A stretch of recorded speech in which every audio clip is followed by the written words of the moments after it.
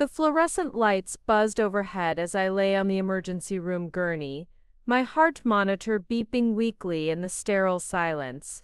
74 years old, and here I was, abandoned like a piece of unwanted baggage by the man who called me mom just hours earlier. The discharge papers crumpled in my trembling hand told the story: severe dehydration, dangerously low blood pressure, and a system shock that could have killed me. Before we jump back in, tell us where you're tuning in from, and if this story touches you, make sure you're a subscriber, because tomorrow, I've saved something extra special for you. Tell us a duh. But Theo Morrison, my daughter's husband, had vanished into the night the moment the doctors said I was stable, leaving me stranded at Riverside Medical Center with nothing but a hospital gown and the growing realization that I'd been betrayed by someone I trusted completely. What Theo didn't know, what no one in my family knew, was that the very building surrounding me, every machine keeping me alive, every doctor who'd just saved my life, belonged to me. The Morrison Medical Group wasn't just any hospital chain, it was mine, and the man who just tried to cash in on what he thought would be my death had made the most expensive mistake of his pathetic life. But let me start from the beginning, because this story isn't just about revenge. It's about what happens when someone mistakes kindness for weakness and underestimates exactly who they're dealing with. My name is Alana St. George, though most people simply call me Mrs. St. George. At 74, I've learned that appearances can be wonderfully deceptive. To my neighbors, I'm the quiet widow who lives in the modest two-bedroom house on Elm Street, takes the city bus to her doctor appointments, and shops with coupons at the local grocery store. I wear sensible shoes, carry a worn leather purse, and have the kind of silver hair that's been styled the same way for 20 years. What they don't see is the portfolio hidden behind my unassuming exterior. What they don't know is that I've spent the last 40 years building one of the most successful medical facility chains in the region, carefully maintaining my privacy while accumulating wealth that most people couldn't comprehend. The irony wasn't lost on me as I lay in that hospital bed, staring at the ceiling tiles of my own emergency room. This morning had started like any other Tuesday. My daughter Coral had called around 10, her voice bright with an invitation that should have made me happy. "Mom, Theo and I want to take you out for lunch today," she'd said, that musical laugh I'd adored since she was a baby dancing through the phone. "Somewhere special, we have some exciting news to share." Coral Morrison, née St. George, was my pride and joy, my only child, and at 38, she still lit up any room she entered. She'd inherited her father's gentle nature, and my stubborn determination, though she'd never needed to use the latter quality much. Life had been kind to Coral, perhaps too kind. She'd married Theo 5 years ago after a whirlwind romance, and I'd had reservations from the beginning. Theo Morrison was handsome in that practiced way that some men cultivate: perfectly styled hair, expensive clothes that he somehow afforded on his insurance adjuster salary, and a smile that never quite reached his eyes. But Coral was so happy, so completely smitten, that I'd kept my concerns to myself. Sometimes love makes us blind to the very things we should see most clearly. I dressed carefully for lunch, choosing my best navy dress, and the pearl earrings my late husband Bernard had given me for our 25th anniversary. Looking in the mirror, I saw exactly what everyone else saw: a respectable elderly widow, comfortable but not wealthy, the kind of woman who'd saved carefully for retirement and lived modestly on her fixed income. The restaurant Theo had chosen was upscale, but not ostentatious, the kind of place that suggested success without screaming wealth. I'd arrived by taxi, as usual, having maintained the fiction that I didn't drive anymore due to my poor eyesight. The truth was, I had perfect vision and a BMW sitting in a private garage across town, but transportation choices were one of the many ways I maintained my carefully constructed persona. Coral had hugged me tightly when I arrived, and I'd noticed immediately how thin she'd become. Her cheekbones were more prominent, and there were shadows under her eyes that makeup couldn't quite hide. Still, she smiled radiantly as Theo pulled out my chair with theatrical courtesy. "Mrs. St. George, you look lovely as always," he'd said, his voice carrying that tone of exaggerated warmth that had always made me uncomfortable. It was the voice of someone performing kindness rather than feeling it. Lunch conversation had flowed pleasantly enough at first. Coral talked about her work at the local library. Theo shared amusing stories from his job, and I listened with the kind of patient attention that grandmothers are expected to provide. But I'd been watching, always watching, because something in Theo's manner set off alarm bells I'd learned to trust over decades of business dealings. The exciting news turned out to be a vacation they were planning, a 3-week trip to Europe that seemed far beyond their usual budget. Theo explained it away as a bonus from work, but I'd noticed the quick glance he'd exchanged with Coral when he said it, the way her smile had faltered just slightly. "We're so excited, Mom," Coral had said, reaching across the table to squeeze my hand. "Theo says we've never really had a proper honeymoon, and with everything that's been stressful lately, we could really use the break." "What kind of stress, sweetheart?" I'd asked gently, though I could see Theo's jaw tighten at the question. "Oh, you know, just work stuff," Coral had deflected quickly. "Nothing serious," but it was Theo's reaction that had caught my attention. He'd leaned forward slightly, his eyes taking on that calculating look I'd learned to recognize from years of negotiating with people who thought they could take advantage of an elderly woman. "Actually, Mrs. St. George, speaking of stress, Coral and I have been talking about your situation," he'd said, his voice dropping to what he probably thought was a caring tone. "Living alone at your age, especially with your health concerns." I'd raised an eyebrow at that. My health was excellent, despite my carefully maintained image of frailty. "What health concerns?" "Well, you know, the usual things that come with aging. We worry about you, especially when you have those dizzy spells." I'd never mentioned having dizzy spells to anyone, because I'd never had them. But I'd simply nodded, playing along with whatever narrative Theo was constructing. The conversation had continued in that vein, with Theo gradually building a case for why I needed more support. As I got older, why it might be wise to plan ahead for potential health emergencies. Coral had seemed uncomfortable with the direction of the conversation, but she'd remained silent, trusting her husband to navigate what she probably saw as a caring family discussion. Then, Theo had excused himself to take a phone call, and in those few minutes alone with my daughter, I'd seen something that broke my heart. Coral had looked around the restaurant nervously, then leaned closer to me. "Mom, can I ask you something?" she'd whispered. "Do you have any, if something happened to you, do you have life insurance or anything? Theo's been asking about it, and I don't really know how to answer." The question had sent ice through my veins, not because of its content, but because of the fear in my daughter's voice. She was scared to ask, scared of the answer, scared of something she couldn't even name.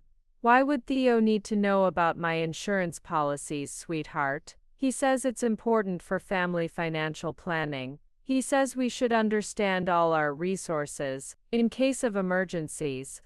The way she'd said resources made it clear these weren't her words, but his. Theo Morrison was treating my potential death as a line item in his budget, and my trusting daughter was being used as his messenger. When Theo had returned from his call, his demeanor had changed completely. Where before he'd been performing concern, now he radiated barely contained excitement. He'd ordered an expensive bottle of wine to celebrate their upcoming trip, and his eyes had held a glitter that made my skin crawl. It was during dessert that everything had become clear. I'd suddenly felt dizzy, genuinely dizzy, and my vision had begun to blur. The room seemed to tilt, and I'd gripped the edge of the table to steady myself. "Mom."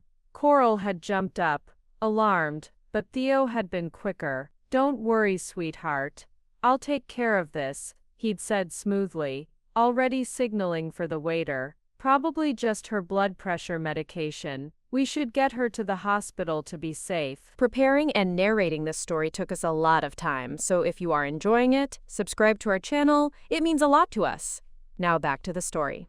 But I'd seen the look in his eyes as he'd said it, anticipation mixed with calculation, and I'd realized with growing horror that my dizziness wasn't natural. Something had been added to my food or drink, something designed to create exactly this kind of emergency. The ride to the hospital had been a blur of manufactured concern and whispered reassurances that everything would be fine. Theo had insisted on driving, had chosen Riverside Medical Center specifically, and had made a show of calling ahead to ensure they'd be ready for us. Once we'd arrived and I'd been admitted, once the doctors had stabilized me and confirmed I wasn't in immediate danger, Theo's mask had finally slipped completely. "Well, I'm sure she'll be fine," he'd told Coral in the hallway outside my room, his voice carrying clearly through the thin walls. "These things happen at her age. Why don't you go home and get some rest? I'll stay with her tonight." But then he'd made a phone call, thinking I was unconscious from the sedatives. A phone call that had revealed the true scope of his plan. "Yes, it's Morrison," he'd said quietly. "She's here now, stable but weak. The policy is current, right? Full coverage? Good. No, Coral doesn't suspect anything. She thinks this is just a normal health scare." That's when I'd understood. Theo Morrison hadn't just drugged me to create a medical emergency. He'd taken out a life insurance policy on me, and he was hoping this hospital visit would become permanent. What he didn't know was that he'd just delivered me into the hands of my own employees, in a building I'd designed and funded, surrounded by doctors who owed their careers to my investments, and staff who worked for my company. As I lay there in the darkness, listening to him make arrangements for my funeral while I was still alive, I began to plan exactly how Theo Morrison was going to learn the most expensive lesson of his life. The first phase would be recovery, the second would be investigation,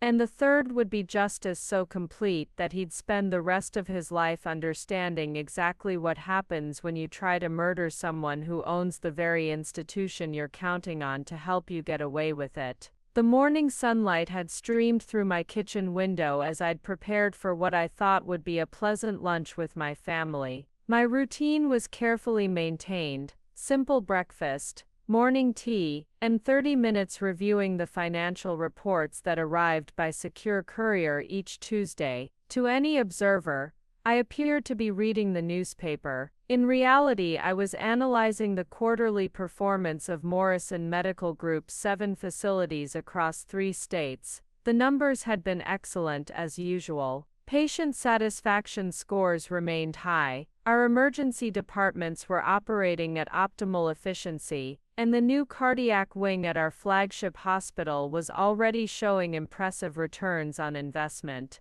I'd built this empire one careful decision at a time, starting with a single urgent care clinic purchased with my late husband's life insurance money 30 years ago. Bernard St. George had been a good man, a gentle accountant who'd never questioned my business acumen, but had never fully understood its scope either. When he'd passed away from a sudden heart attack at 58, he'd left me with modest savings and a small life insurance policy. What he hadn't known was that I'd already been quietly investing our money for years, turning his steady accountant's salary into something much more substantial. The urgent care clinic had been my first real acquisition, a struggling facility in a growing suburb, purchased through a shell company I'd established. I'd renovated it, improved staffing, and within 2 years it was profitable enough to fund my next purchase. The pattern had continued for decades: acquire underperforming medical facilities,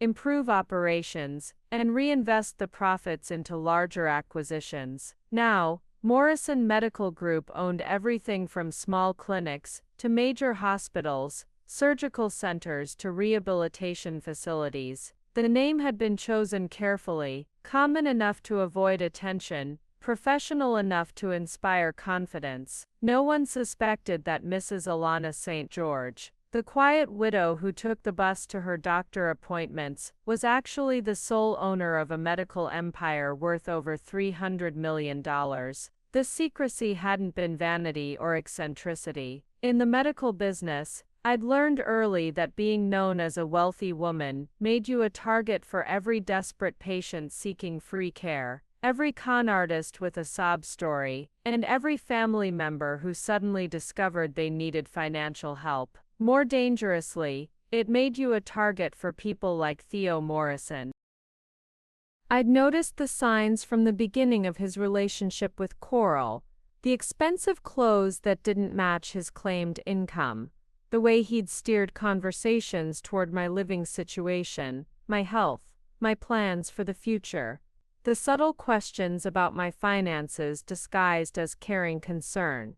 I'd seen predators before in business dealings, and I'd recognized one in my daughter's boyfriend.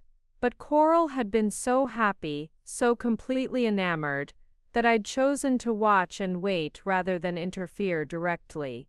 Sometimes the best way to protect someone you love is to let them discover the truth for themselves, while ensuring you're ready to catch them when they fall. The restaurant Theo had chosen should have been the first warning sign. Chez Laurent was expensive, the kind of place that required reservations weeks in advance and charged $50 for an appetizer. For a man who claimed to work as an insurance adjuster making $60,000 a year, it was a curious choice for a casual family lunch. I'd arrived by taxi, maintaining the fiction that I no longer drove. In reality, my BMW sat in a private garage downtown, along with a Mercedes I'd purchased for longer trips. But public transportation served my purposes perfectly, reinforcing the image of an elderly woman living on a fixed income. Coral had been waiting at the entrance, and my heart had ached seeing her. My beautiful daughter, who'd once been vibrant and confident, now looked fragile in a way that had nothing to do with physical health. She'd lost weight, not the healthy kind that comes from exercise, but the hollow-cheeked thinness that comes from stress and anxiety. "Mom, you look wonderful," she'd said, embracing me with the kind of desperate tightness that suggested she needed the comfort more than I did. Theo had emerged from inside the restaurant, perfectly groomed as always. His hair was styled with expensive products, his suit was tailored, and his watch was a Rolex that cost more than most people's cars. Yet he maintained the fiction of being a struggling young professional, always with explanations for his luxuries, gifts from grateful clients, bonuses from exceptional performance, lucky finds at estate sales. "Mrs. St. George, so lovely to see you again," he'd said, taking my arm with practiced gallantry. "I hope you don't mind, but I took the liberty of requesting a quiet table. I thought we might enjoy some privacy for our family discussion." Family discussion. The words should have warmed my heart, but instead they'd sent a chill down my spine. In my experience, when someone like Theo Morrison wanted privacy for a family discussion, it meant he was planning to ask for something significant. The interior of Chez Laurent was exactly what I'd expected: dim lighting, expensive artwork, and the kind of hushed atmosphere that made every conversation feel important. Theo had indeed secured a corner table, isolated enough that our conversation wouldn't be overheard by other diners. As we'd settled into our seats, I'd watched the dynamic between my daughter and her husband.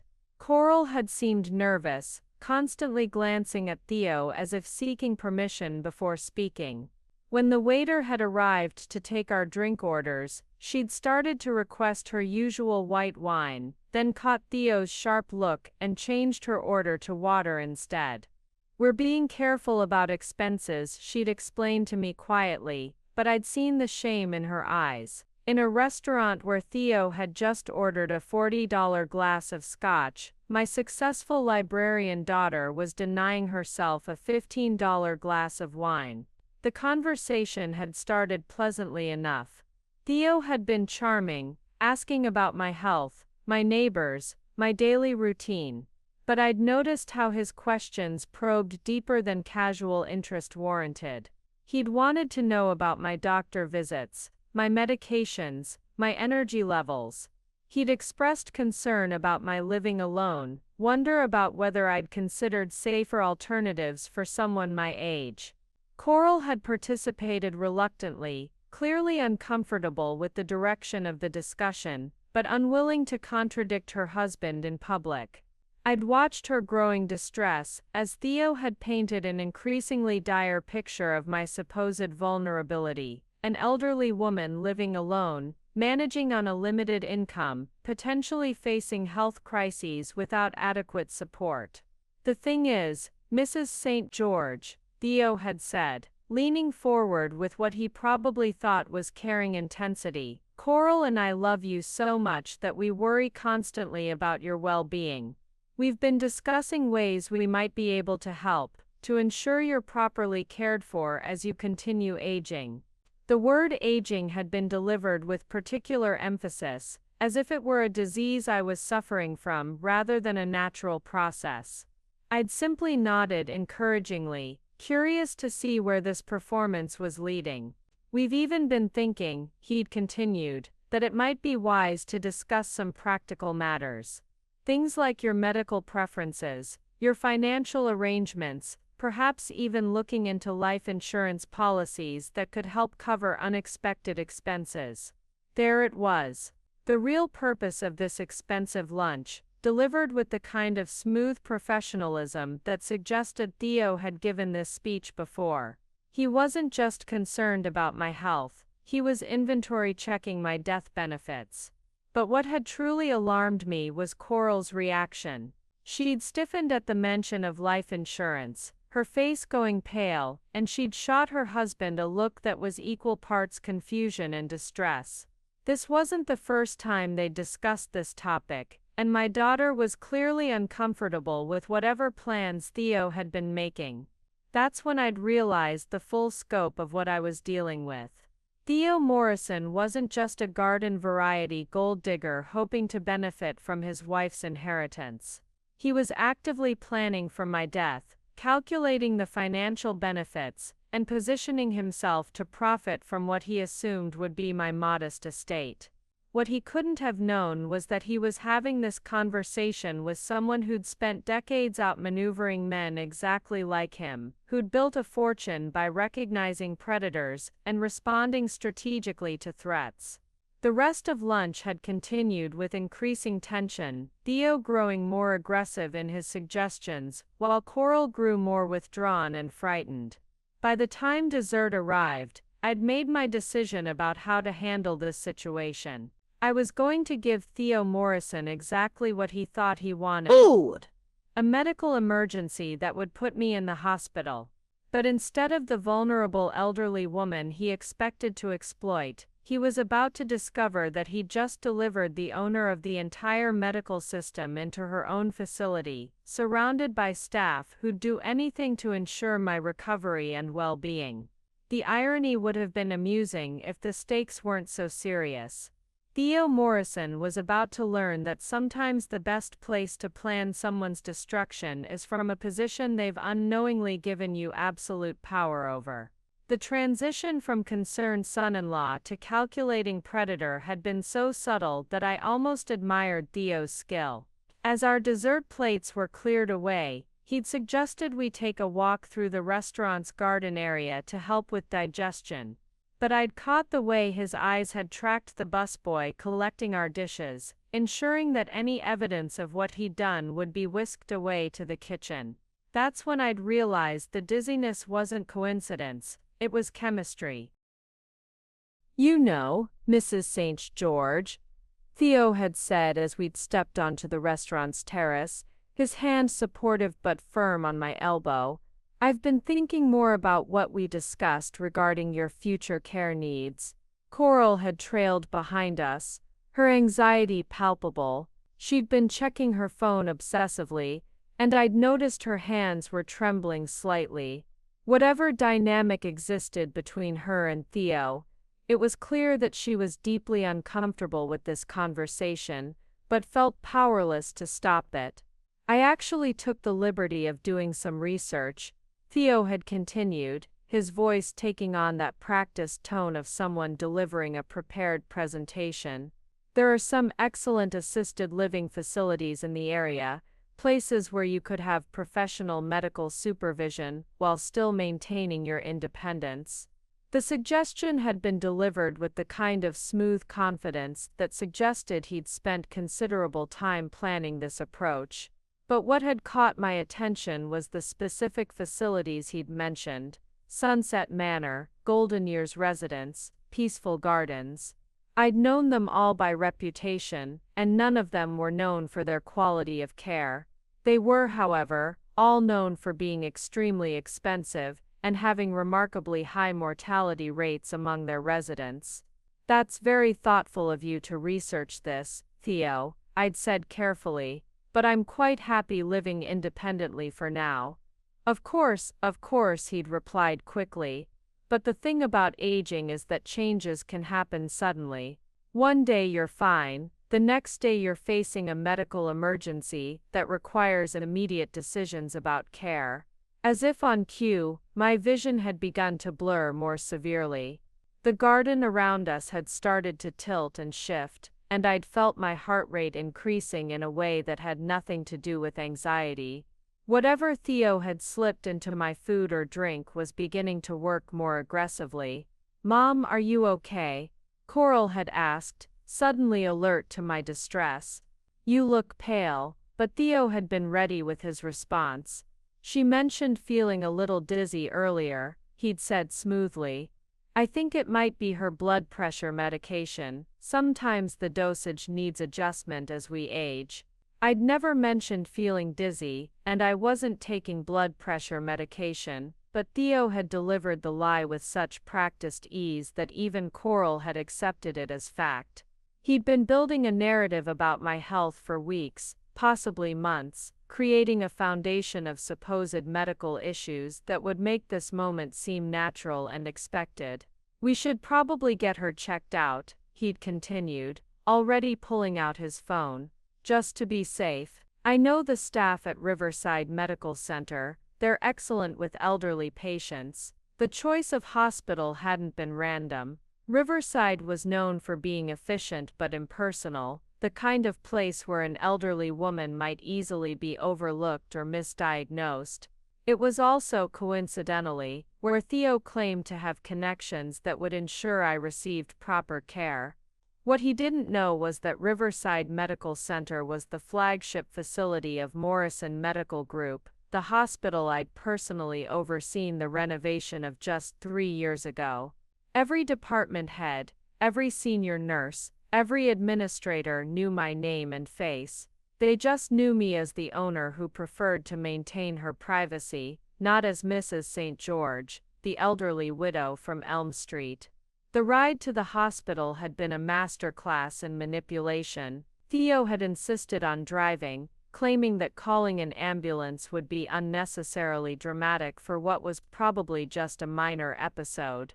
But I'd noticed how he'd chosen the route that took longest to reach the hospital, how he'd driven just slowly enough to ensure that whatever drug he'd given me would have maximum time to work. Throughout the journey, he'd maintained a steady stream of reassuring conversation, painting himself as the responsible family member taking charge of a crisis. He'd called ahead to the hospital, speaking with someone he claimed was a personal contact, who would ensure I received immediate attention. "Don't worry, Mrs. St. George," he'd said, catching my eye in the rearview mirror. "I've dealt with these kinds of situations before in my work. The most important thing is to remain calm and let the medical professionals do their job." Coral had sat beside me in the back seat, holding my hand and whispering words of comfort. But I'd noticed that Theo had discouraged her from calling anyone else, not my doctor, not any friends, not even her workplace, to let them know she'd be missing the afternoon. He'd wanted complete control over the narrative, ensuring that only his version of events would be documented. By the time we'd arrived at Riverside, my symptoms had worsened considerably.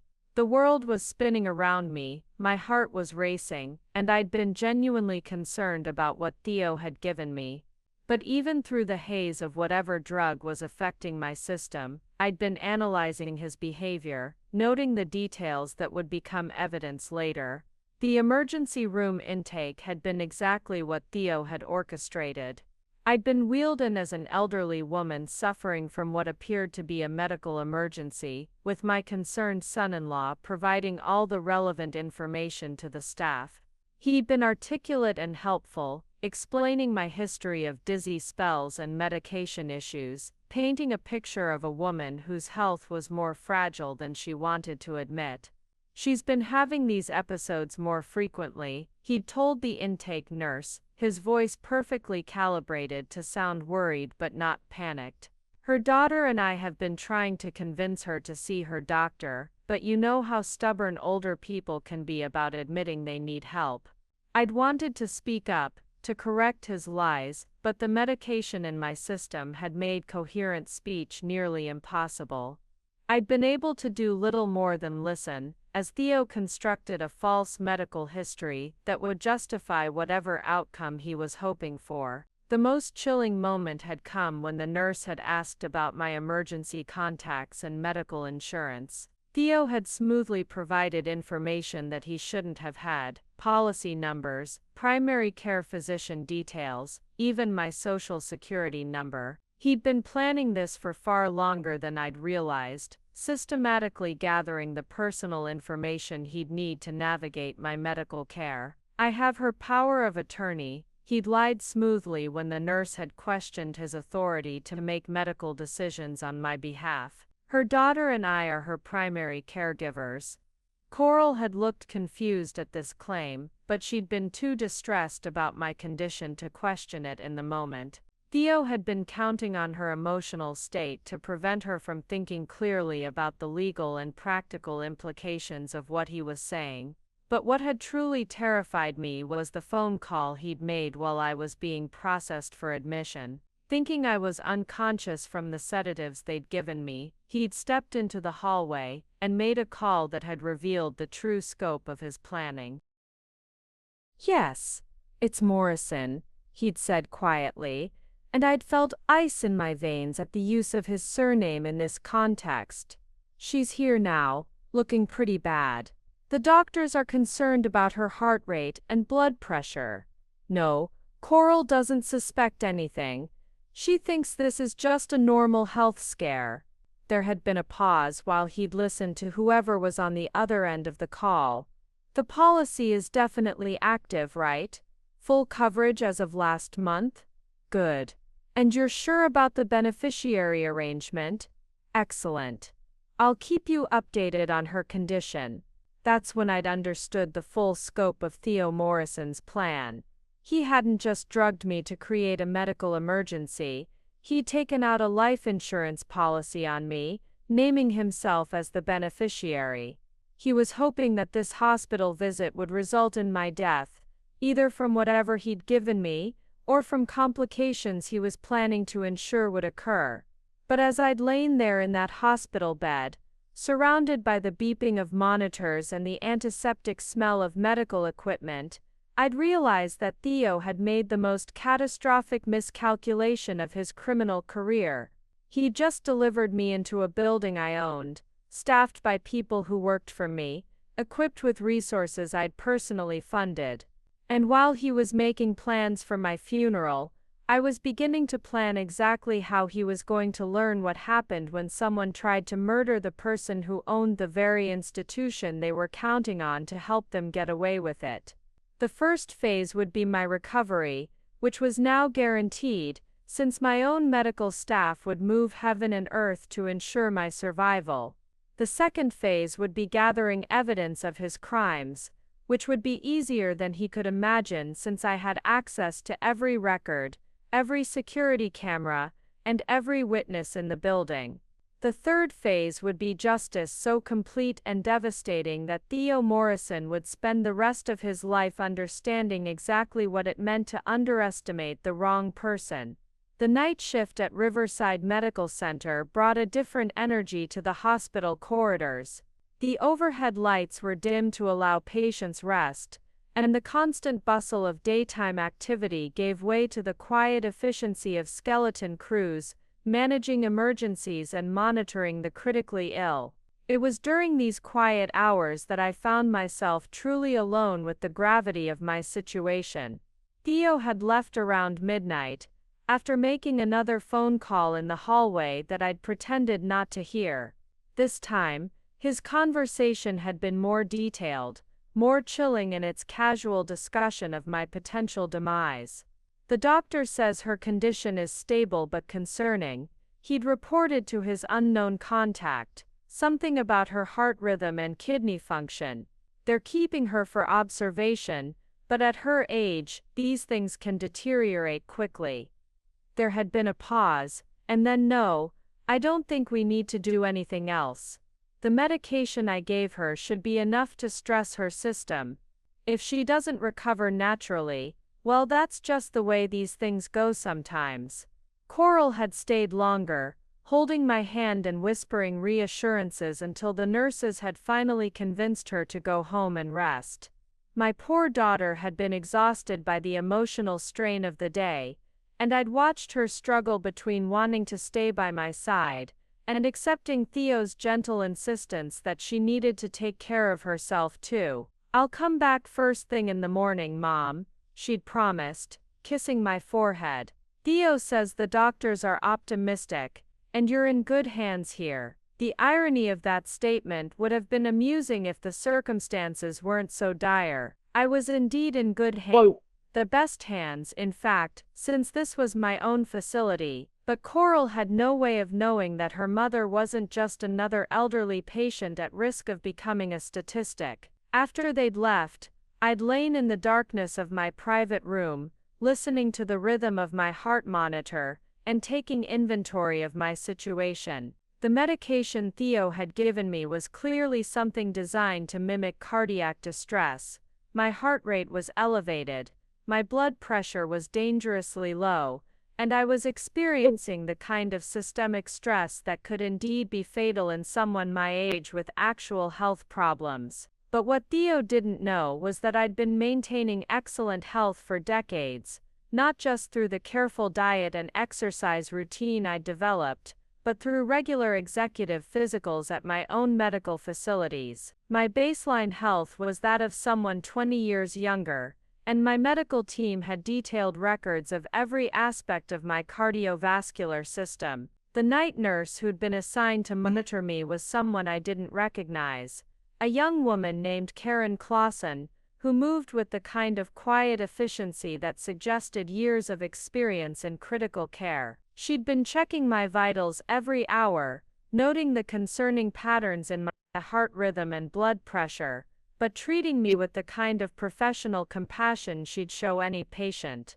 What I hadn't expected was her genuine kindness extending beyond medical necessity. "Mrs. St. George," she'd said quietly during one of her midnight checks, "I know you're probably feeling scared and confused right now. Sometimes when we're not feeling well, everything seems more frightening in the middle of the night." I'd managed to nod weakly, still playing the role of the vulnerable elderly patient while my mind worked to process everything that had happened. "I want you to know that Dr. Hollows will be making rounds early in the morning, and he's one of the best cardiologists in the region. Whatever's going on with your heart, you're in the right place to get the care you need." Dr. Quentin Hollows. I knew him well.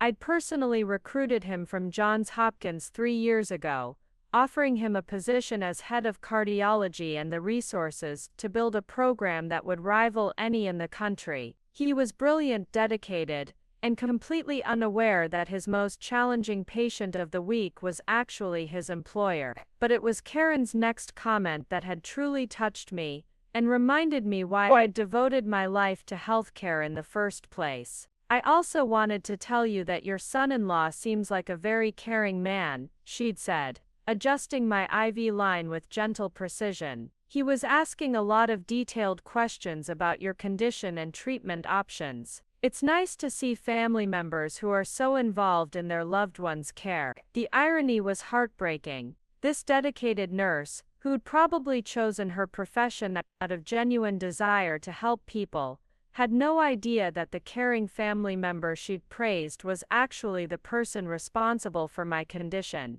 Theo's performance had been so convincing that even experienced medical professionals were interpreting his predatory behavior as devotion. Around 3 in the morning, I'd experienced what felt like a genuine medical crisis. My heart rate had spiked dangerously high, my breathing had become labored, and the monitors around me had begun alarming with increasing urgency. For the first time since this ordeal had begun, I'd felt real fear, not of Theo's manipulation, but of the possibility that whatever he'd given me might actually succeed in killing me. The response had been immediate and overwhelming. Karen had called for assistance, and within minutes my room had filled with medical personnel, working with the kind of coordinated efficiency that only comes from years of training and practice. Dr. Bernard Clay, the night shift attending physician, had taken charge of the situation with calm authority. "Let's get an EKG immediately," he'd ordered, "and I want blood work to check for any toxins or medication interactions. Something's causing cardiac stress, and I want to know what it is." As they'd worked around me, inserting additional IV lines and adjusting medications, I'd found myself genuinely grateful for the quality of care I was receiving. These people didn't know who I was, but they were treating me with the same level of attention and expertise they'd provide to anyone facing a life-threatening medical emergency. Dr. Clay had been particularly thorough, asking detailed questions about my medical history and medications. When I'd managed to whisper that I hadn't taken any medications that day, except what had been given to me at lunch, he'd immediately ordered a comprehensive toxicology screen. "Sometimes people slip us something without our knowledge," he'd explained gently. "It could be accidental, a medication mix-up, or someone giving you something they thought would help, but we need to know exactly what's in your system so we can treat you appropriately." The kindness in his voice had been genuine, and I'd realized that he was already considering the possibility that my condition wasn't natural.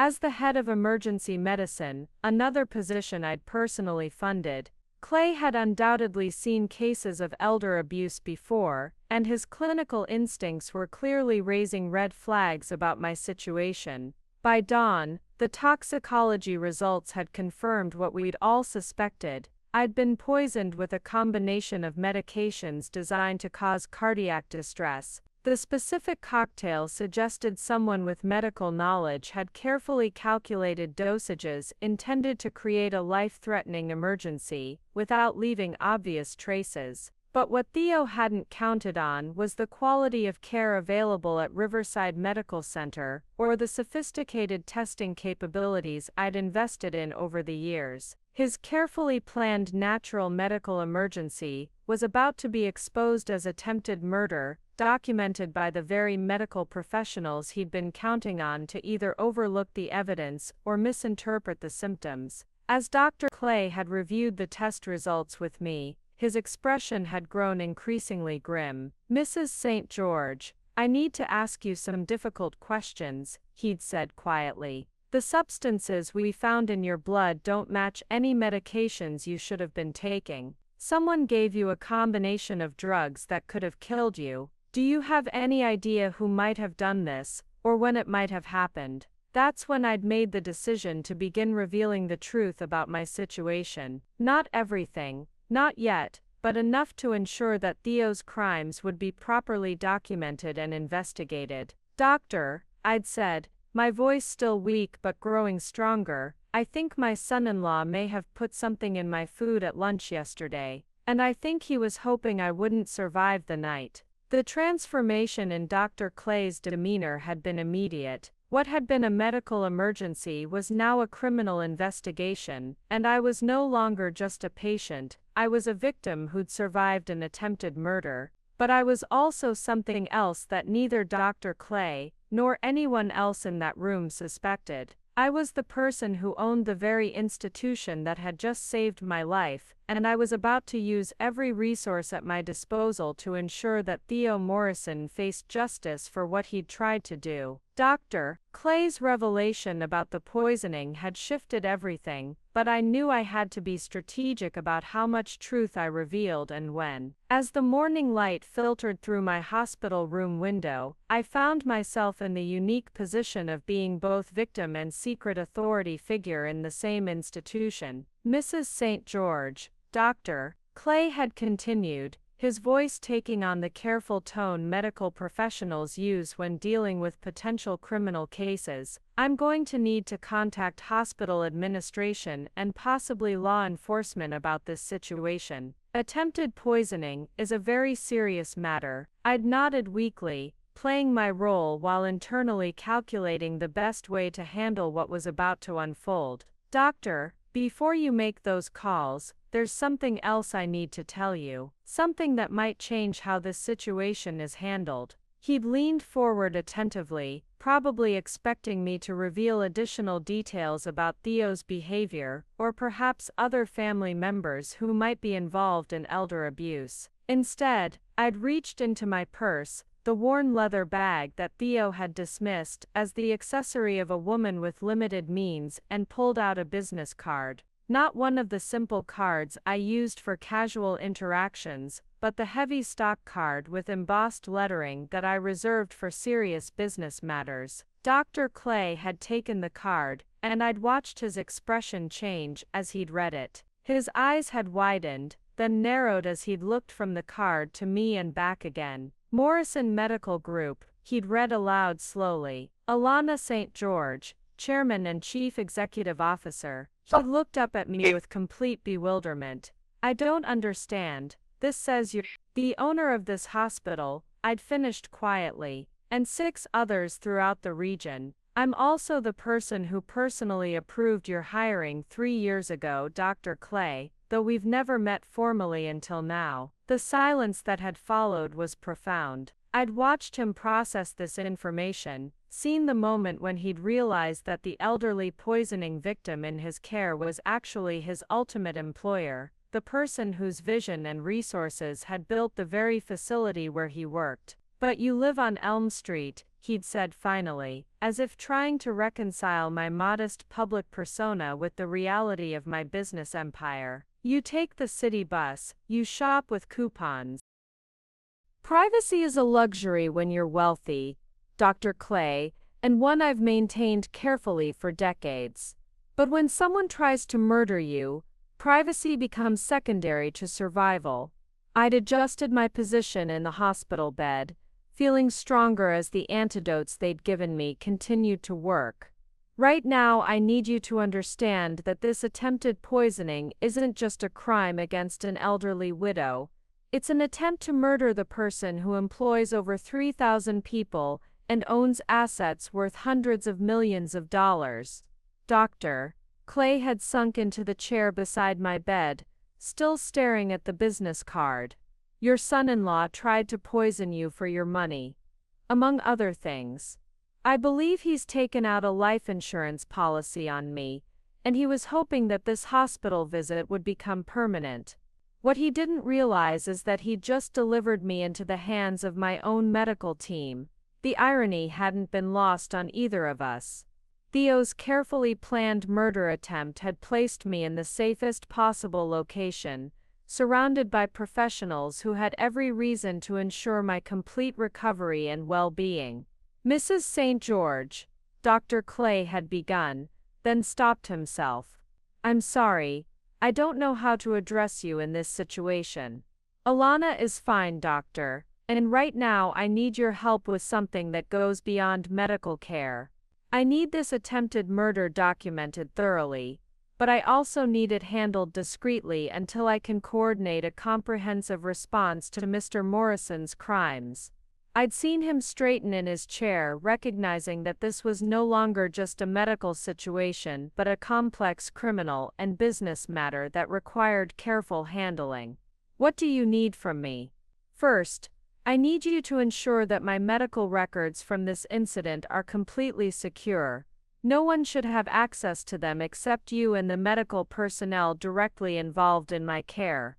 Not my family, not anyone claiming to represent my interests, and certainly not Theo Morrison. Dr. Clay had nodded immediately. That's standard protocol for suspected poisoning cases anyway. Second, I need you to contact the hospital's head of security, that would be Amy Hollows, and ask her to review all security footage from yesterday, particularly the restaurant where I had lunch and the entrance to the emergency department. Tell her the request comes directly from ownership and is related to a criminal investigation. I'd watched him make notes, his medical training helping him approach this systematically even as he processed the shocking revelation about my identity. Third, I need you to ensure that my recovery proceeds normally, but that my condition appears more serious than it actually is to any family members who inquire. I need Theo Morrison to believe his plan is working while I gather evidence of his crimes. You want to use your own recovery as a sting operation, Dr. Clay had said. Understanding immediately. Exactly. The best way to catch a predator is to let him think he's succeeding while you document every move he makes. Dr. Clay had stood up, his demeanor now completely professional. Mrs. St. George, I want you to know that you'll have the full resources of this facility at your disposal, whatever you need to ensure both your recovery and justice for what was done to you. Thank you, doctor, but remember, to everyone else, I'm still just Mrs. George, the elderly widow who was brought in with a medical emergency. The fewer people who know the truth about my identity, the better. As he'd prepared to leave, I'd stopped him with one final request. Dr. Clay, when my daughter arrives this morning, she's going to be frightened and confused. She has no idea about my business interests, and she certainly doesn't know that her husband tried to murder me. Please treat her with extra care. She's an innocent victim in all of this. He'd nodded solemnly. I understand. And Mrs. St. George, for what it's worth, I'm honored to work for someone who built something this significant while maintaining such genuine concern for others. After he'd left, I'd lain back against my pillows, feeling a mixture of relief and anticipation. The first phase of my counterattack was now in motion. Theo Morrison thought he'd successfully poisoned a helpless elderly woman, but instead he'd just declared war on someone with resources he couldn't imagine and allies he didn't know existed. The next phase would be gathering comprehensive evidence of his crimes while maintaining the illusion that his plan was succeeding. But most importantly, I needed to prepare for the moment when I would reveal the truth to Coral. A conversation that would shatter her world but ultimately set her free from a man who saw her as nothing more than a pathway to her mother's supposed modest assets. Theo Morrison was about to learn that some mistakes are too expensive to survive, and targeting the wrong family was at the top of that list. Within an hour of my conversation with Dr. Clay, the investigation machinery I'd set in motion began producing results that exceeded even my expectations. Amy Hollows, our head of security, had responded to the urgent request with the kind of efficiency that reminded me why I'd recruited her from the FBI's white-collar crime division 5 years ago. She'd appeared in my room disguised as a routine administrative visitor, carrying a tablet and wearing the kind of professional smile that hospital administrators use when discussing insurance coverage and discharge planning. To any observer, she was simply handling paperwork with an elderly patient. Mrs. St. George, she'd said in a voice pitched for any listening ears, I just need to review a few details about your admission yesterday for our records. Then, lowering her voice to barely above a whisper, she'd added, Dr. Clay briefed me on the situation. We need to talk. I'd nodded, maintaining my role as a confused elderly patient while she'd pulled up a chair and opened her tablet. The security footage from yesterday is extremely revealing. Amy had begun, her fingers moving across the screen as she'd shown me still images from various cameras. We have clear documentation of Mr. Morrison's actions throughout the day, starting with the restaurant. The first image had shown Theo at Chez Laurent, but not during our lunch. This footage was timestamped 2 hours earlier, showing him having a conversation with a server in what appeared to be a very private discussion. Money had changed hands. He met with restaurant staff before you arrived, Amy had explained quietly. Our contacts there confirmed he paid them to add something to your food. They thought it was a harmless prank, maybe making you sleepy so you'd need to go home early and rest. The second set of images had been from the hospital's exterior cameras, showing Theo's behavior as he'd helped me from the car to the emergency entrance. But what had caught Amy's attention was what he'd done after I'd been admitted. "Look at this," she'd whispered, showing me footage of Theo in the hospital parking lot, making phone calls. He made 4 separate calls over the course of 3 hours. We're working on getting those phone records, but his body language suggests he was reporting on your condition to someone else. The most damning footage had been from inside the hospital itself. Our internal security cameras had captured Theo's conversation with the intake nurse, and the audio quality was excellent. We have him on record, claiming to have power of attorney over your medical decisions, Amy had continued. We also have him providing detailed insurance information that he shouldn't have had access to, including policy numbers for what appears to be a recently purchased life insurance policy. I'd felt a cold satisfaction as I'd reviewed the evidence. Theo's careful planning was now working against him, creating a comprehensive digital record of his criminal behavior. "There's more," Amy had said, switching to a different section of her tablet. "I contacted our forensic accounting team to do a preliminary background check on Mr. Morrison. What we found is extensive. The financial profile that had emerged painted a picture of a man living far beyond his legitimate means while accumulating debt at an alarming rate. Credit cards maxed out, personal loans in default, and a lifestyle that required approximately 3 times his claimed income to maintain. He's been engaging in systematic financial fraud for at least 2 years, Amy had explained. Forged documents, identity theft, and what appears to be insurance fraud involving at least 3 other individuals before your daughter." My heart had sunk at the mention of other victims. Other individuals. 2 elderly women and 1 middle-aged widower, all of them suffered sudden medical emergencies after spending time with Mr. Morrison. 2 recovered, 1 didn't. The death was ruled natural causes, but the timing was suspicious enough that it's worth investigating. The revelation that Theo might have successfully murdered someone else had transformed my anger into something much colder and more determined. This wasn't just about protecting myself and Coral, it was about ensuring that a serial predator never had the opportunity to harm another victim. "I want a complete investigation," I'd told Amy quietly. "Financial records, phone records, medical records of his previous victims, everything. And I want it coordinated with law enforcement, but discreetly. I don't want Theo to realize he's being investigated until we have enough evidence to ensure he never sees freedom again." Amy had nodded grimly. "Already in motion. I've contacted Detective Bernard Clausen at the Financial Crimes Unit. He's worked with our security team before on healthcare fraud cases, and he understands the need for discretion in high-profile situations." The mention of Detective Clausen had been reassuring. I'd never met him personally, but I'd heard excellent things about his work from other business leaders who'd dealt with white-collar crime. Having someone competent handling the law enforcement side of the investigation would be crucial. "What about my daughter?" I'd asked.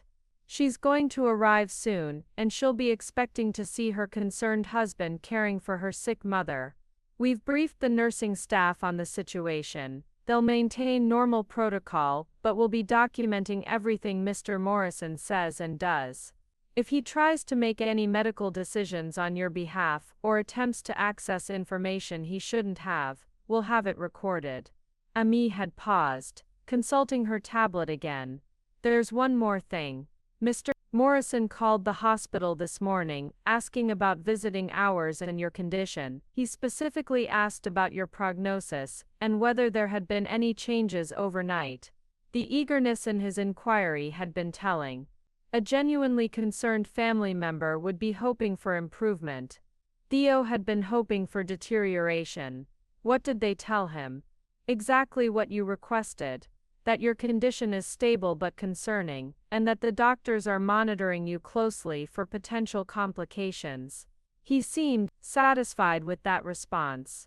As me had prepared to leave, I'd made one final request that would set the stage for the next phase of my plan. I need you to coordinate with Dr. Clay on my treatment plan. I want my recovery to appear slower than it actually is. I need Theo to believe his plan is working while we gather evidence. Can you ensure that my medical team understands the situation?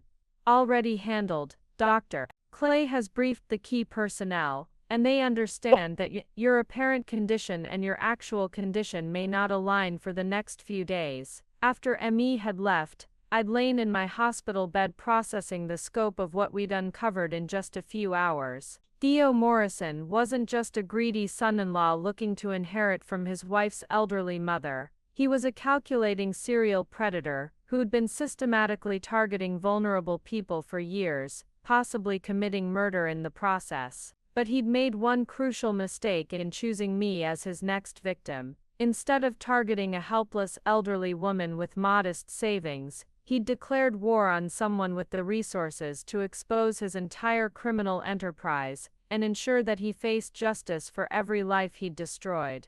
The investigation was now expanding beyond my own case to encompass his previous victims, his financial crimes, and potentially a murder case that had been overlooked by authorities who'd assumed natural causes. Theo Morrison thought he was planning another successful con, but he was actually walking into the most comprehensive takedown of his criminal career. Phase 1 of my counterattack was complete. Now it was time for Phase 2, allowing Theo to continue incriminating himself, while I prepared to reveal the truth to my daughter and set her free from a man who'd married her as part of a long-term plan to profit from her family's death. The morning brought Coral's anxious face peering around my hospital room door, her eyes red from crying, and her hands clutching a small bouquet of daisies from the hospital gift shop. Behind her, Theo appeared with the kind of grave expression that suggested he'd spent the night preparing for the worst possible news about my condition. "Mom, how are you feeling?" Coral had whispered, rushing to my bedside and taking my hand in both of hers. "The nurses said you had a difficult night, but that you're stable now." I'd squeezed her hand weakly, maintaining the illusion of fragility while observing Theo's reaction to my apparent condition. He'd positioned himself at the foot of my bed, his expression perfectly calibrated to show concern while his eyes assessed my monitors and medical equipment with the kind of calculated interest that made my skin crawl. "I'm feeling better, sweetheart," I'd managed, my voice deliberately hoarse. "Just tired, very tired." "The doctor said something about your heart," Coral had continued, her voice breaking slightly, "and that they found some kind of medication interaction in your blood work." "Mom, what medications have you been taking? I thought you were only on vitamins." It was the perfect opening, and I'd watched Theo tense slightly as he'd realized that the toxicology results might complicate his narrative about my supposed medication issues. "I haven't been taking any medications," I'd said carefully, watching Theo's face. "Just the vitamins you know about." "I can't understand how there could be an interaction." Theo had stepped forward then, his voice taking on that practiced tone of helpful concern. "Sometimes older people forget what they've taken, especially when they're not feeling well. Maybe you took something yesterday without remembering. Something for a headache or nausea?" The gaslighting had been immediate and expert. He'd been trying to make me question my own memory, to create doubt about what had really happened at lunch. But I'd been ready for this. "I don't think so, Theo. I have a very clear memory of yesterday. The only thing I consumed was what we shared at lunch." I'd watched his jaw tighten almost imperceptibly. He'd known exactly what I was implying, and he'd been calculating how to respond without appearing defensive.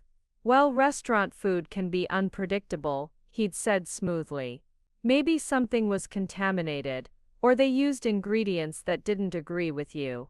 The important thing is that you're getting the care you need now. Doctor. Clay had chosen that moment to enter the room, and I'd seen him take in the family dynamic with the trained eye of someone who now understood the criminal context of my situation.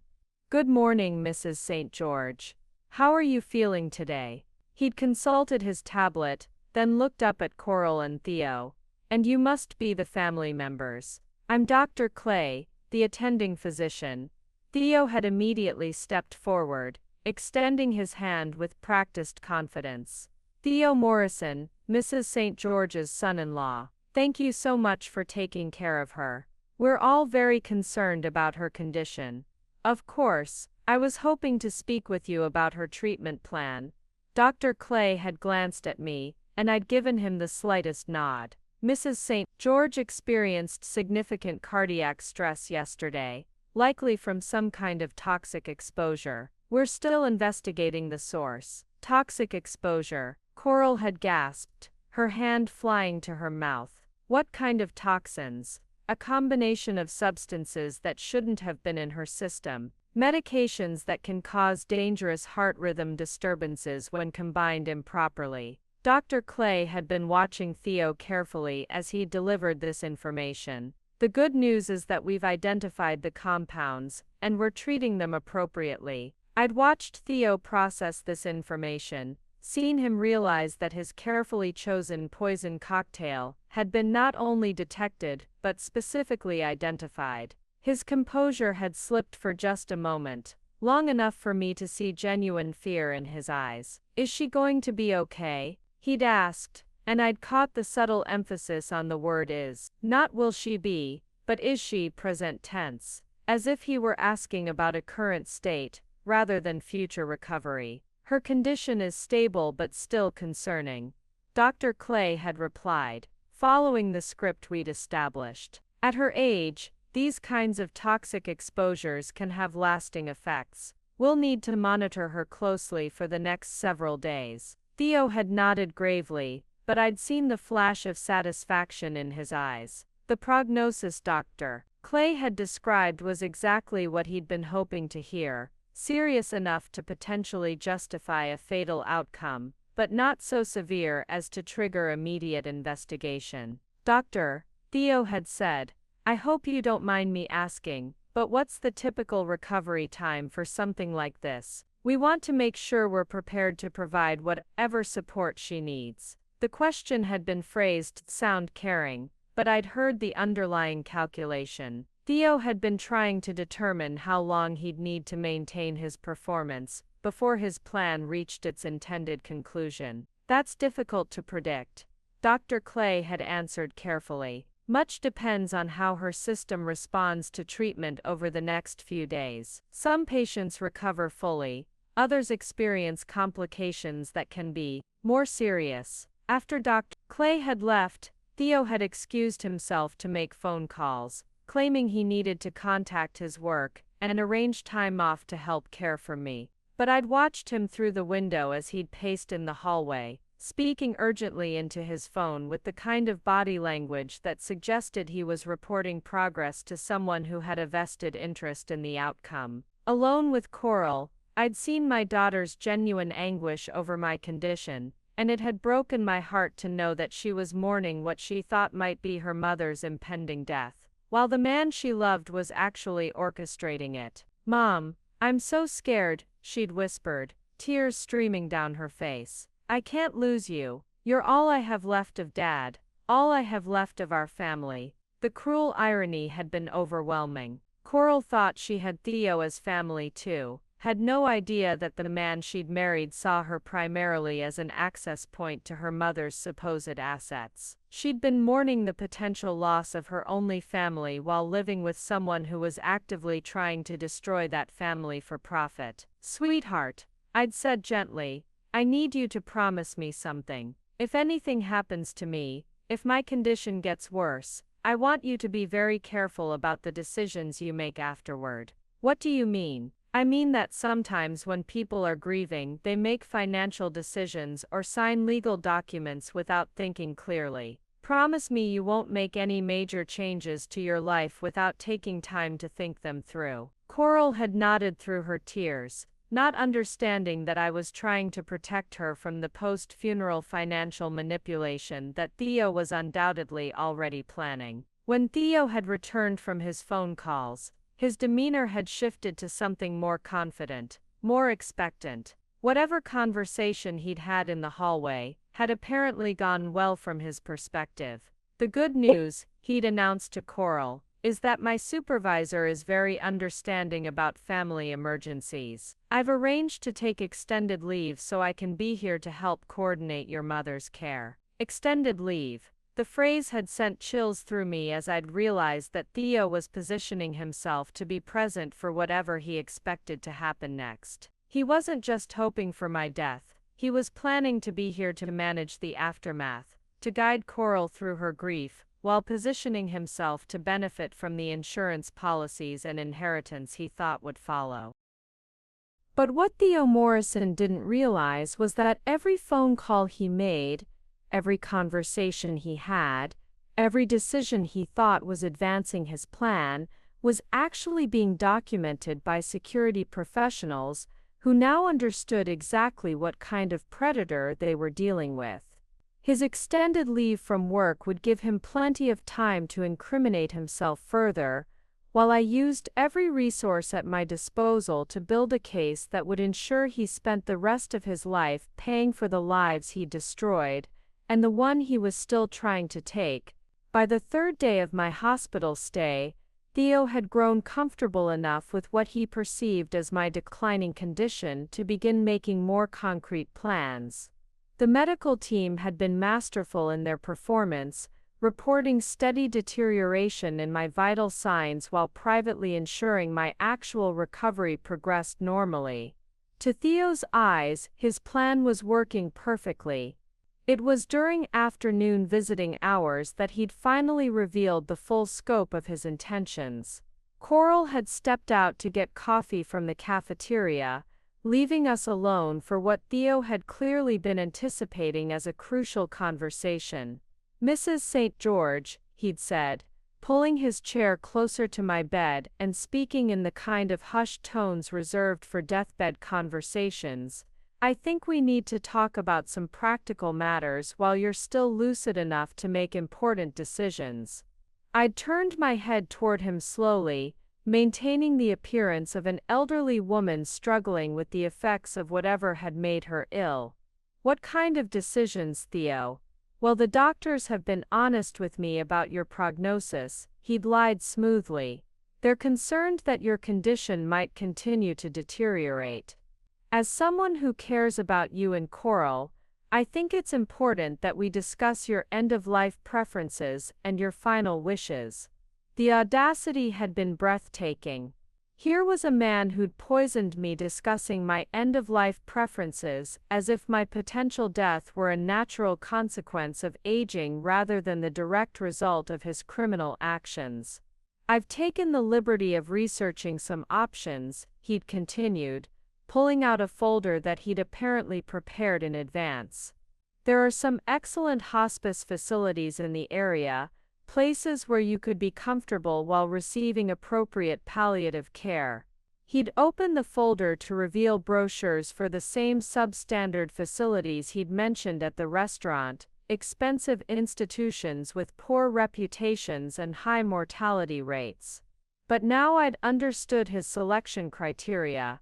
These weren't just places where an elderly woman might be neglected, they were places where her death could be accelerated without attracting unwanted attention. "I don't think I'm ready for hospice care, Theo," I'd said weakly. "The doctors said my condition was stable." "Stable but not improving," he'd corrected quickly. "And at your age these things can change rapidly. The important thing is to have plans in place so that Coral doesn't have to make difficult decisions while she's grieving." There it was, the setup for the emotional manipulation he'd use on my daughter after my death. He was already positioning himself as the practical, caring husband who'd handled all the difficult arrangements while she was too distraught to think clearly. There's also the matter of your final arrangements, he'd continued, producing more documents from his folder.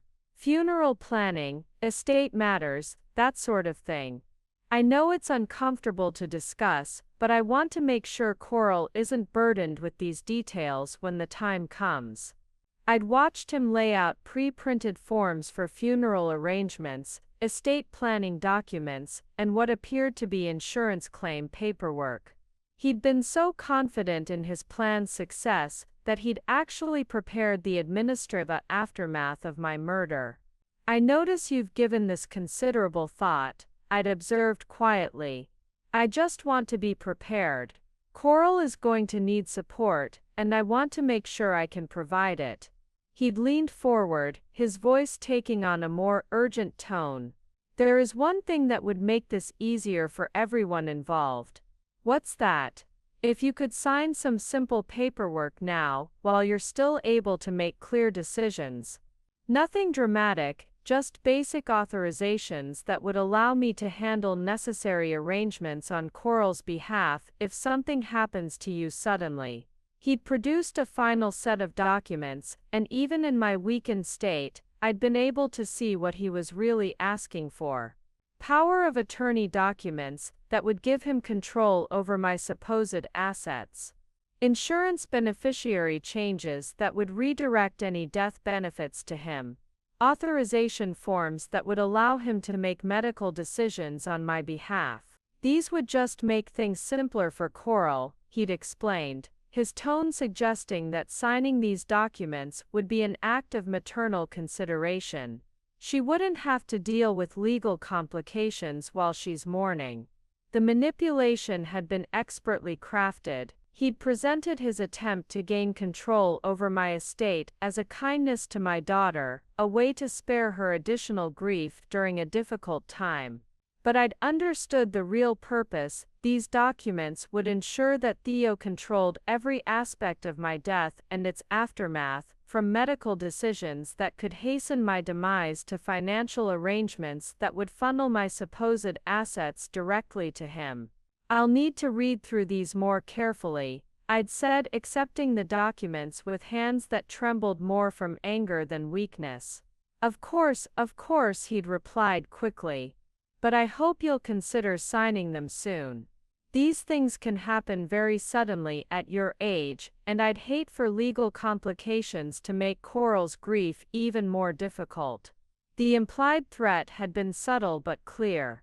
If I didn't sign these documents willingly, Theo was prepared to ensure that I wouldn't be in a position to make any decisions at all for very much longer. There's one more thing, he'd added, his voice dropping to barely above a whisper. I want you to know that if anything does happen to you, I'll take excellent care of Coral. She'll never want for anything, and she'll always have a home with me. The promise had been delivered with what he probably thought was touching sincerity, but I'd heard the underlying message. Once I was dead and he'd gained control of what he thought were my assets, Coral would be completely dependent on his generosity. He was already planning how to control her life after profiting from my death. That's very comforting to know, Theo. I'd managed, my voice carefully modulated to sound grateful rather than disgusted. As he'd gathered up his folder of documents, preparing to leave me to consider his proposals, I'd made a decision that would accelerate the timeline of everything that was about to happen. Theo, I'd called softly, stopping him at the door. Thank you for being so thoughtful about all of this. It means a great deal to know that Coral has someone who cares so much about her welfare. The smile that had spread across his face had been one of pure triumph. He'd believed he'd successfully convinced me to cooperate with my own murder, that his careful manipulation had overcome whatever resistance I might have had to signing away my life and assets. Of course, Mrs. St. George. Family takes care of family. After he'd left, I'd lain in my hospital bed reviewing the documents he'd given me, each page representing another aspect of his comprehensive plan to profit from my death. But what Theo Morrison didn't know was that every word of our conversation had been recorded by security equipment installed throughout my room, and every document he'd presented was now evidence in a criminal case that would ensure he never had the opportunity to harm another victim. The strategic confrontation was complete. Theo had revealed not just his immediate plans for my death, but his long-term strategy for controlling Coral's life afterward. He'd provided documented evidence of premeditated murder, insurance fraud, and conspiracy to commit elder abuse. Now it was time for the most difficult phase of my plan, revealing the truth to my daughter, and preparing her for the moment when her entire world would change forever. The conversation I'd been dreading arrived the next morning when Coral came to visit alone. Theo had called in sick to his volunteering shift at a local charity, another performance of the devoted family man, claiming he needed rest after the emotional strain of caring for his dying mother-in-law. "Mom, I need to talk to you about something," Coral had said, settling into the chair beside my bed with the kind of serious expression that suggested Theo had been coaching her on what to say. I'd braced myself, knowing that whatever came next would be carefully scripted manipulation designed to pressure me into signing the documents Theo had presented. "Theo showed me the papers he discussed with you yesterday," she'd begun, her voice shaking slightly. "The hospice information, and the legal arrangements." I'd watched my daughter struggle with words that clearly weren't her own, seeing the internal conflict between her natural optimism about my recovery and the narrative Theo had been feeding her about my inevitable decline. "Sweetheart," I'd said gently, "what do you think about all of this? Not what Theo thinks, but what you actually believe about my condition." The question had caught her off guard. She'd clearly expected me to discuss the practical arrangements Theo wanted, not to ask for her own assessment of the situation. "I don't know, Mom. The doctors say you're stable, but Theo says that's not necessarily good news at your age. He says sometimes people seem stable right before they..." She'd trailed off, unable to finish the sentence.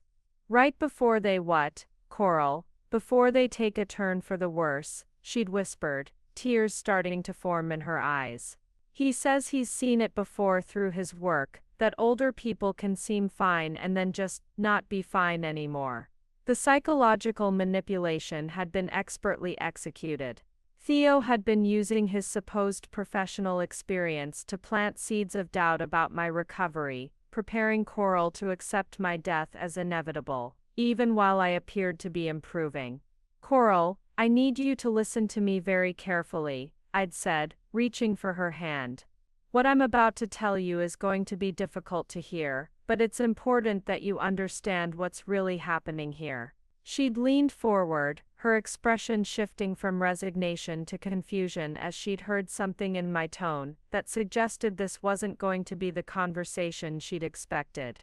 "Your husband didn't bring me to this hospital because I had a natural health emergency. He brought me here because he poisoned me at lunch 3 days ago, hoping that I would die so he could collect on a life insurance policy he took out without my knowledge." The words had hit Coral like a physical blow. She jerked back in her chair, her face going white, her mouth opening and closing without sound as she'd processed what I'd just revealed. "That's impossible," she'd finally managed. "Theo loves you. He's been so worried, so caring. He's taken time off work to be here with us. He's taken time off work to manage my death and its aftermath, sweetheart, to make sure he's in position to control what happens next, and to guide you through your grief in ways that benefit him financially." I'd watched her shake her head in denial, her entire worldview crumbling as she'd tried to reconcile the man she'd married with the predator I was describing. "Mom, you're sick, you're confused, the medications, the stress, you're not thinking clearly." It had been exactly the response Theo had programmed her to have, the automatic dismissal of any accusations against him, as the delusions of an elderly woman under medical stress. "Coral, look at me," I'd said firmly. "Look at my eyes. Do I seem confused to you? Do I seem like someone whose mind is clouded by medication?" She'd stared at me for a long moment, and I'd seen the exact instant when she'd recognized that I was speaking with perfect clarity, that my mental faculties were completely intact despite my physical condition. "The doctors found specific toxins in my blood," I'd continued. "Substances that were deliberately added to my food to cause cardiac distress. The only person who had the opportunity to do that was Theo. But why? Why would he?" She'd stopped, unable to voice the question because she'd already known the answer. "Because he believes I have money, and he's planned my death as a way to access it. What he doesn't know is that he's made the most catastrophic miscalculation of his criminal career." The transformation in Coral's expression had been heartbreaking to watch, the moment when love and trust had collided with undeniable evidence of betrayal, when her need to believe in her marriage had crumbled against the reality of her husband's true nature. The moment Coral had fully absorbed the truth about Theo's crimes, her shock had transformed into something I recognized from my own personality: cold, calculating fury. She'd sat in silence for several minutes, processing not just the attempted murder but the months of manipulation that had preceded it. "Mom," she'd said finally, her voice steady despite the tears streaming down her face, "what do we do about this? How do we make sure he can't hurt anyone else?" That's when I'd made the decision to reveal the full scope of my resources and the investigation that had already been underway. "Sweetheart, there's something else you need to know about this situation. Something that makes Theo's plan even more catastrophically stupid than it already appears." I'd reached into my bedside table and pulled out the business card I'd shown Dr. Clay, watching Coral's face as she'd read it with the same bewilderment he'd displayed. "Morrison Medical Group," she'd read aloud slowly. "Alana St. George, Chairman and Chief Executive Officer." She'd looked up at me with complete confusion. "I don't understand. This is a mistake, right? Some kind of administrative error?" "No mistake, Coral. I own this hospital. I own 6 others throughout the region. I built this medical empire over the past 30 years, while maintaining the appearance of being a modest widow living on a fixed income." The revelation had been almost too much for her to process on top of learning about Theo's attempted murder. She'd stared at the business card, then at me, then back at the card. "You're wealthy," she'd said finally, her voice barely above a whisper. "Extremely wealthy. Worth several $100 million actually. Which means that Theo Morrison didn't just try to murder an elderly widow for her modest life savings. He tried to murder one of the wealthiest women in the region, using resources and facilities that belonged to her." Coral had sunk back in her chair, overwhelmed by the double revelation. "Why didn't you tell me? All these years, why did you let me think we were just getting by?" "Because wealth makes you a target, sweetheart. People see money and immediately start calculating how to separate you from it. I wanted you to know you were loved for yourself, not for what you might inherit." I'd paused, letting her absorb this before delivering the next piece of information, but more importantly, maintaining that privacy allowed me to see Theo's true nature. If he'd known about my actual financial situation, he would have approached this differently. Instead, he spent months documenting his own criminal behavior while thinking he was manipulating a helpless victim. That's when Dr. Clay had entered the room, followed by Detective Bernard Clausen and Amy Hollows. The coordinated timing had been planned to maximize the impact of what was about to happen. "Mrs. St. George," Detective Clausen had said, showing his badge, "I'm here to inform you that we have enough evidence to arrest Theo Morrison on charges of attempted murder, insurance fraud, elder abuse, and conspiracy. We're also investigating his connection to similar crimes involving other victims. Coral had watched this unfold with the stunned expression of someone whose entire reality had shifted in the span of 30 minutes. "Where is he now?" I'd asked. "In the parking lot," Amy had replied with grim satisfaction. "He's been sitting in his car for the past hour, making phone calls to what we believe are co-conspirators in his insurance fraud scheme. We've been monitoring his communications with court-authorized surveillance." Detective Clausen had consulted his notes. "We're also executing search warrants on his residence, his vehicle, and his financial records. The evidence we've gathered from the hospital security footage and his recorded conversations here is more than sufficient for conviction on multiple felonies." "What about the other victims?" I'd asked. "We've reopened 3 cases where elderly individuals died shortly after spending time with Mr. Morrison. In each case, he was the beneficiary of recently purchased life insurance policies. The patterns are remarkably similar to what he attempted with you." Coral had finally found her voice.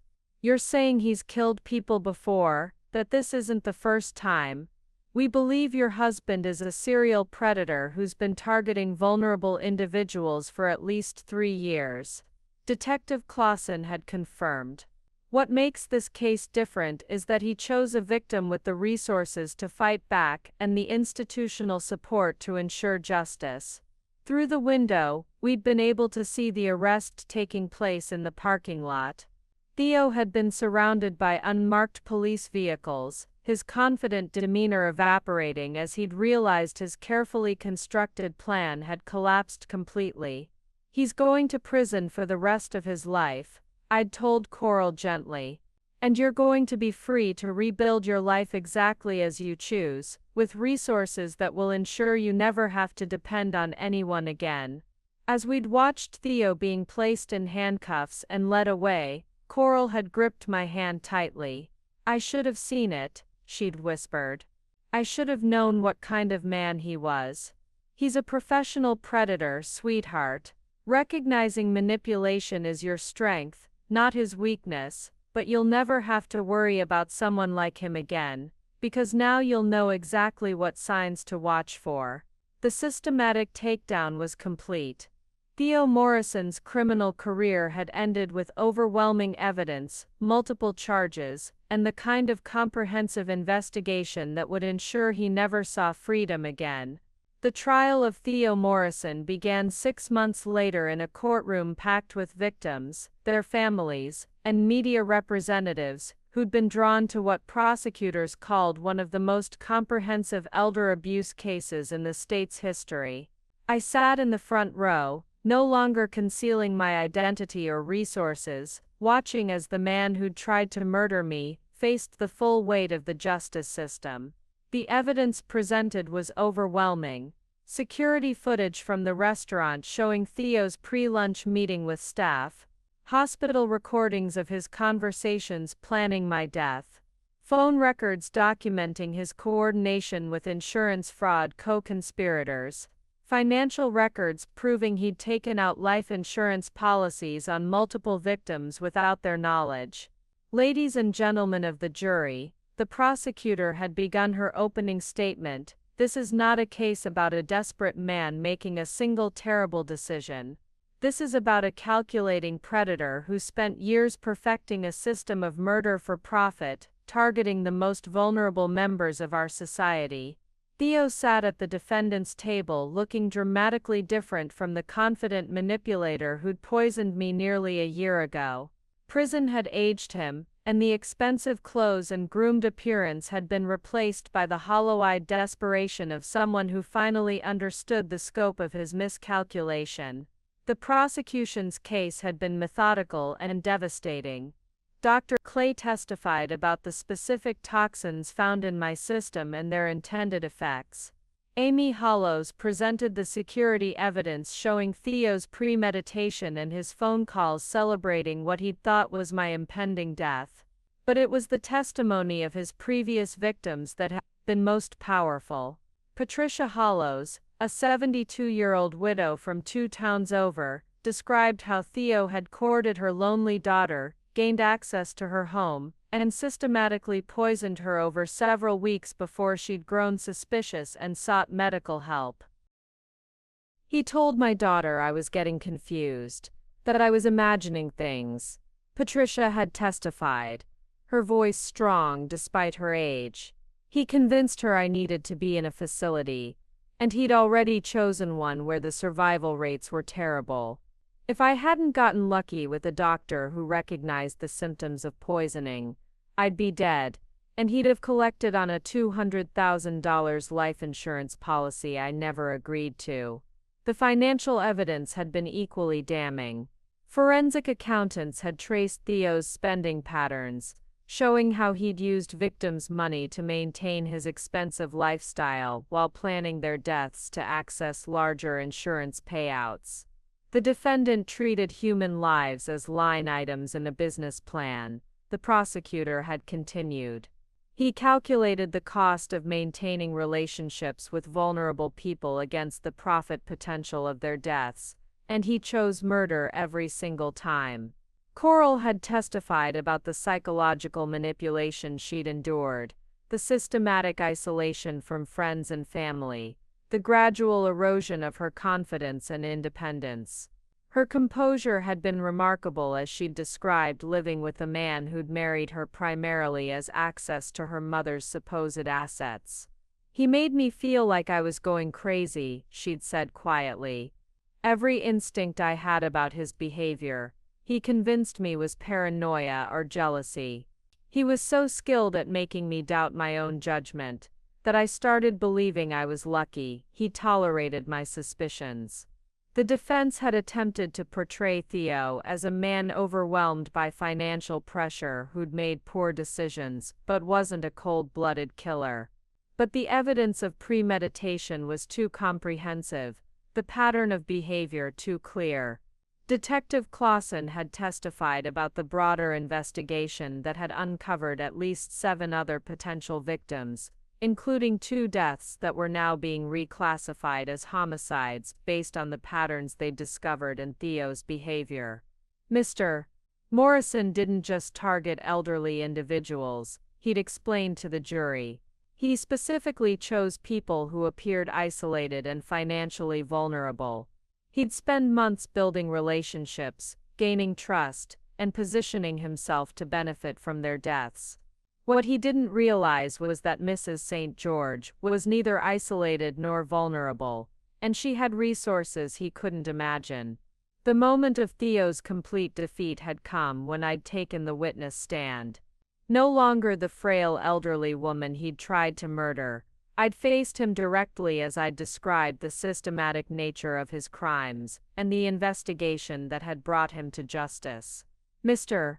Morrison spent considerable time calculating how to profit from what he believed was my death. I'd testified, my voice clear and strong. What he failed to calculate was the possibility that his intended victim might have the resources to fight back and ensure that justice was served not just for me, but for everyone he'd harmed. When the jury had returned after just 2 hours of deliberation, their verdict had been swift and unanimous. Guilty on all counts, including first-degree murder for the death of elderly victim Clayton Morrison, no relation, despite the shared surname. Judge Amy Clausen had sentenced Theo Morrison to life in prison without the possibility of parole, plus an additional 40 years for the financial crimes and attempted murders.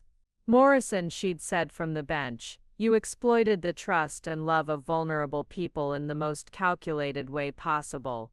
The sentence I'm imposing ensures that you will never again have the opportunity to harm another human being." As Theo had been led away in shackles, he turned back toward the gallery one final time. His eyes had found mine, and I'd seen in them the complete understanding of how catastrophically he'd misjudged his intended victim. Justice had been delivered, comprehensive and final.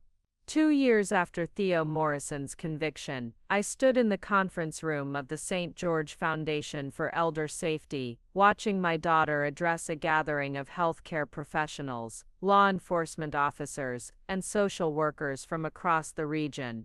The foundation had grown from our shared trauma into something that was actively saving lives and preventing future predators from succeeding. The signs of financial elder abuse are often subtle. Coral was explaining to the assembled group, her confidence and expertise evident in every word. Predators like my former husband don't announce their intentions. They build trust, create dependency, and gradually isolate their victims from support systems. She'd completed her law degree the previous year, specializing in elder law and victim advocacy. The foundation had funded her education, but her passion for the work came from her own experience surviving Theo's manipulation. She'd transformed her trauma into expertise that was helping others recognize and escape similar situations. What made my mother's case unique wasn't just her hidden wealth, Coral continued, but her ability to document everything while appearing vulnerable. Most victims don't have those resources, which is why we've developed protocols that any family member or friend can use if they suspect financial abuse. The foundation had established emergency response teams in 4 states, providing immediate resources for elder abuse victims, safe housing, legal representation, financial support, and counseling services. We'd also worked with hospitals and healthcare systems to develop better recognition and reporting procedures for suspected poisoning cases. Dr. Clay, now the foundation's medical director, had implemented training programs that had already prevented 3 attempted murders, similar to what Theo had tried with me. Healthcare workers were learning to recognize the specific combinations of symptoms that suggested intentional poisoning, rather than natural medical emergencies. But perhaps most importantly, we'd created a network of survivor advocates who could speak to the reality of financial abuse in ways that professional counselors couldn't. Patricia Hollows had become one of our most effective speakers, traveling throughout the region to share her story and help other victims recognize that survival was possible. As the conference concluded, Coral found me in the back of the room, and we embraced with the kind of closeness that comes from surviving something terrible together. "You know what I realized today, Mom," she said, smiling. Theo thought he was targeting a helpless old woman, but he actually awakened something much more dangerous: a mother protecting her family and a community working together to protect its most vulnerable members. I looked around the room at the professionals who'd dedicated themselves to preventing elder abuse, at the survivors who'd found strength in sharing their stories, at the foundation staff who worked tirelessly to ensure that predators like Theo Morrison faced swift justice. "He wanted to profit from death," I replied. "Instead, he created something that celebrates life and protects the people he thought were easiest to exploit." Theo Morrison remained in maximum security prison, his appeals exhausted, facing the reality that his manipulative skills were worthless in an environment where everyone understood exactly what kind of predator he was. His victims had transformed their trauma into advocacy, his crimes had led to legislative changes strengthening elder abuse protections, and his attempted theft had funded a foundation that would protect countless future victims. Sometimes the best revenge isn't just surviving, it's ensuring that your survival makes the world safer for everyone who comes after you. The quiet strength Theo had mistaken for weakness had become something he'd never anticipated, a legacy of protection, justice, and hope that would outlast his prison sentence and help vulnerable people long after his name was forgotten. In the end, underestimating the wrong person had cost him everything, while giving his intended victims the resources to build something beautiful from the ashes of his cruelty. Up next, you've got 2 more standout stories right on your screen. If this one hit the mark, you won't want to pass these up. Just click and check them out. And don't forget to subscribe and turn on the notification bell so you don't miss any upload from us.